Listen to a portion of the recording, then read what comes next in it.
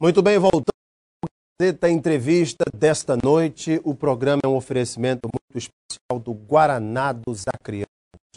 Eu me refiro ao Baré. Oh, delícia, hein? Baré, presente nas comemorações, nos momentos mais festivos, mais agradáveis, tem sabor de Amazônia em todo o estado. A bebida bebe Baré, o sabor da Amazônia. Prazer de receber em nossos estúdios o ministro da Secretaria de Direitos Humanos do governo e atual presidente da Fundação Perseu Abramo, PT, jornalista Teófilo Otoni,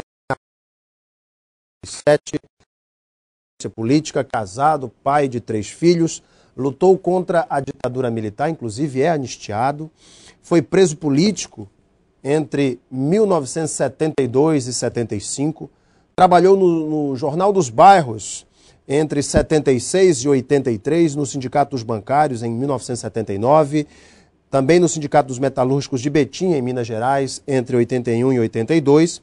Foi fundador do PT no ano de 1980, deputado estadual em Minas no período de 86 a 90, liderou a bancada do PT na Constituinte Estadual. Como deputado federal por 3 vezes, de 90 a 2002, presidiu a Comissão Externa para os Mortos e Desaparecidos Políticos. É autor do projeto que criou a Comissão de Direitos Humanos, que presidiu em 1995 e depois em 99. Foi o ministro da Secretaria Especial de Direitos Humanos entre 2003 e 2005, no governo Lula.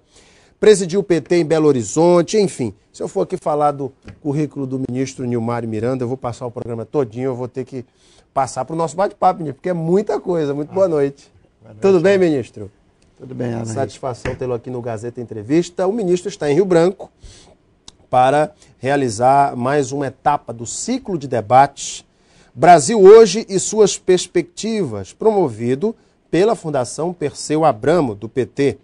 Olha, é um evento que reúne nomes representativos do governo federal, estadual e municipal e do próprio PT e que estão aí sempre debatendo temas da nossa sociedade, temas que são de relevante interesse social, como a Comissão da Verdade, a reforma tributária nesse país, até dão umas pitacozinhas sobre a reforma política também. Ministro, hoje o senhor, inclusive, falou sobre a Comissão da Verdade e Reforma Política ali no auditório da Cefaz. Em primeiro lugar, é um prazer tê-lo aqui no nosso Gazeta Entrevista e, notadamente, um homem que conhece muito bem a questão da ditadura, porque foi um perseguido político e hoje realiza pelo Brasil inteiro debates a respeito desse tema, sobre, inclusive, a Comissão da Verdade. Como é que foi esse debate e como é que o senhor recebeu assim, o calor do povo acreano? O povo entendeu perfeitamente o papel dessa Comissão da Verdade. Alguns assim perguntaram, por que comissão, uma nova comissão? Você já tem da anistia, teve dos mortos desaparecidos, qual a razão de ser? Eu expliquei que durante os 20 anos da ditadura militar, se produziram muitos documentos sobre... Inclusive, o jornal A Gazeta está trazendo uma série sobre que afeta o próprio Acre. Como bom jornalista, o senhor sabe muito bem, está aqui, é verdade, aqui no jornal A Gazeta. O próprio Acre, como as pessoas eram vigiadas, né? Os tentáculos do monstro estavam em todo canto. Não tinha uma repartição federal, uma universidade que não tivesse o SNI, gente delatando gente... E daí houve milhares de exilados, 15 mil exilados. As pessoas não podiam ficar no país. Milhares foram para a clandestinidade enfrentar a ditadura, muitos para as prisões. Houve mais de 700 mandatos cassados. Assembleias foram fechadas, o Congresso fechou várias vezes. Jornais foram fechados, jornais foram censurados. Milhares de peças de teatro, música, livros, cinema. E houve, nesse livro que eu escrevi com Carlos Tibusco, vamos mostrar aqui, um jornalista que escreve Lígia, por favor, os discursos do Lula e da Dilma agora, Carlos Tibusco fala de 479 pessoas que morreram durante o regime militar. Aí com a verdade de cada um, o que aconteceu, as provas do... O senhor foi o autor da Lei 9.140, ministro? Foi oriunda do governo, mas eu que articulei dentro do Congresso e fui membro da comissão que saiu dessa 9.140. Representei a Câmara durante 7 anos, examinando caso a caso dessas pessoas. É um calhamaço, inclusive, o livro, né? Mortos e desaparecidos políticos durante a ditadura militar, a responsabilidade do Estado. Inclusive, o Estado brasileiro, depois disso tudo, iniciou um processo de reparação às famílias, aos perseguidos políticos. Isso. Inclusive, também, até mesmo aqui no Acre, a própria família de Chico Mendes, né? Então, houve também um processo de reparação, inclusive financeira, muitos retomaram seus empregos, seus trabalhos, né, seus postos. Mas agora, estão precisando ter uma versão oficial da ditadura, para que as novas gerações conheçam. Parte do livro escolar, do currículo das academias de polícia, militares. Maior, ministro, quando se olha para os livros didáticos produzidos. A minha geração, por exemplo, foi uma geração que, nos seus livros didáticos, não tinha informações mais precisas sobre a ditadura por conta de tudo que foi suprimido naquele período. O senhor acha que hoje, essa nova geração, que hoje passa pelo ensino médio, tem mais informação a respeito das atrocidades cometidas pelo regime militar? Não tem informação nenhuma. Ainda não tem? Nenhuma. Não tem informação nenhuma. Acho que isso aí aconteceu na estratosfera. Então, por isso que precisa da Comissão da Verdade. Ela aprovada, está na iminência da aprovação, acredito que será aprovada ainda esse semestre pela Câmara e vai para o Senado. A presidenta Dilma vai escolher 7 pessoas probas, de reputação ilibada, éticas, que vão se debruçar pelo que o Estado produziu, milhões de documentos das pessoas que perseguiu, vigiou, puniu, matou, torturou, exilou, demitiu, exonerou, humilhou. Agora a gente não... E pelo que as vítimas produziram também. Em Belo Horizonte, minha cidade, Alan, está sendo construído um memorial da anistia. Ali vai abrigar tudo que foi produzido pelas vítimas. E a punição aos responsáveis? Não, a punição não será tratada por essa comissão. Até porque, eu acho até de forma errônea, mas o Supremo definiu que os torturadores devem ficar impunes. Decidiu. Estavam cumprindo ordens. É a Suprema Corte do país que decidiu isso.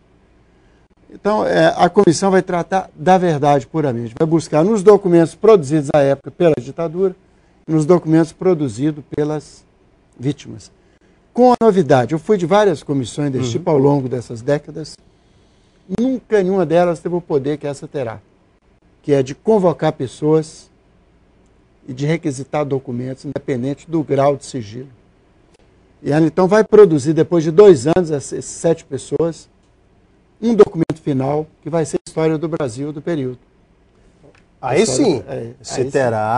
Aí que vai para o livro escolar, se terá mais acesso ao que aconteceu de verdade nos porões da ditadura. Agora, o objetivo não é vingança, revanche, o objetivo... É contar uma história. Contar a história verdadeira. Exatamente. Uma democracia, ela supõe isso também, que o compromisso de buscar a verdade histórica e de desenvolver a memória do país. Para quê? Não é para diversão. É para que isso não se repita. Se as novas gerações souberem o que é uma censura na imprensa, na cultura, nas artes, o que é uma pessoa ser torturada por ser adversário político. O que é você abrir um jornal e ler uma receita de bolo no lugar de uma matéria? No lugar da matéria. Não poder ver em seu país, ter que trocar de nome para poder resistir à ditadura, que é uma coisa legítima. Quer dizer, quando souber disso, vai valorizar a democracia que temos, com todas as suas imperfeições. Ninguém nunca fez nada melhor que a democracia para viver. Milton Nascimento, Chico Buarque, Caetano Veloso e tantos outros que fizeram canções memoráveis, que eram verdadeiros libelos contra Gonzaguinha, Vandré, Geraldo Vandré. Ivan Lins. Se eu for citar aqui, verdadeiros libelos contra o regime ditatorial e que os ditadores não conseguiam compreender aquele poema e que o povo cantava dando vazão, apesar de você, e dando vazão ao seu desejo de liberdade, democracia e de um país realmente livre dos tentáculos da ditadura. Ministro, serão lançadas novidades neste encontro? Que coisas assim novas estão sendo preparadas nesses encontros? Não, nós estamos propondo que cada estado, que o Acre faça isso, crie uma espécie de comitê da verdade. E quando a comissão foi instituída, aprovada a lei na Câmara e no Senado, ela reivindique ser ouvida pela Comissão da Verdade Nacional para passar informações sobre o Acre. O Acre ainda não tem a sua Comissão da Verdade, ainda não aderiu.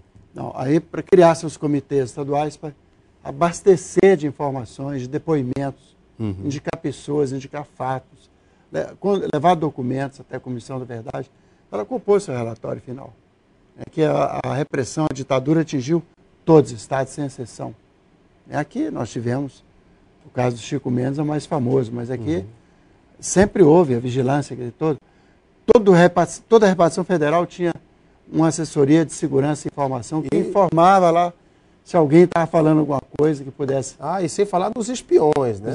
Dos agentes do Serviço de Segurança na época, né? Secreto do governo ditatorial, e que faziam as verdadeiras delações, de muita gente inocente, inclusive.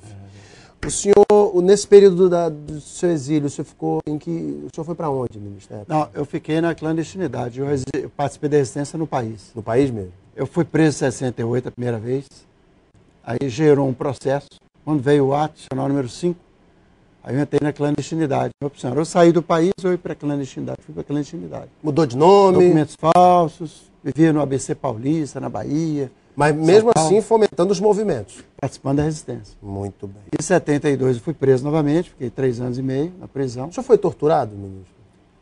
Eu fui preso pelo... Pau de arara, aquilo ali? Né? Pelo Sérgio Fleury, que era o símbolo da tortura no país. Minha prisão foi por ele, pela equipe do Esquadrão da Morte de São Paulo. Né? E ali era tortura brava mesmo. O senhor escapou milagre, né? Porque a turma ali pegava pesado, ministro. Felizmente, né? Fiquei para contar a história. Passei pelo Carandiru, passei pelo... Carandiru na década de 70, inclusive, né? Passei em 73, 74 no Carandiru. Em 72 eu fiquei no Presídio Tiradentes, que não existe mais, foi demolido. Pelo Hipódromo e depois fui para Juiz de Fora, o último ano. E por esses porões aí, Doicode, Dopes, e fui rodando, como todo mundo. Via Sacra, via Crucis pelos porões. Quem quiser conhecer mais dos livros do ministro Nilmário Miranda, eles podem ser adquiridos nas melhores livrarias locais ou pela internet. E Dos Filhos deste Solo é um calhamaço, é um documento primoroso sobre os mortos e desaparecidos políticos durante o período da ditadura militar. Ministro, é um prazer tê-lo aqui no Gazeta Entrevista. É uma pena que o nosso tempo é curto, eu queria ficar mais um programa inteirinho aqui com o ministro Nilmário Miranda, mas o nosso tempo já esgotou. Obrigado pela sua vida, ministro. Eu que agradeço, Alain. Parabéns pelo trabalho e que o senhor continue firme nessa luta. Viu? Parabéns para você também. O seu programa, todos dizem, é um espaço de construção da cidadania. Muito obrigado, ministro. Para vocês de casa, muito obrigado pela audiência e o carinho. Um beijo imenso a todos, fiquem com Deus no coração e tenham um ótimo final de semana.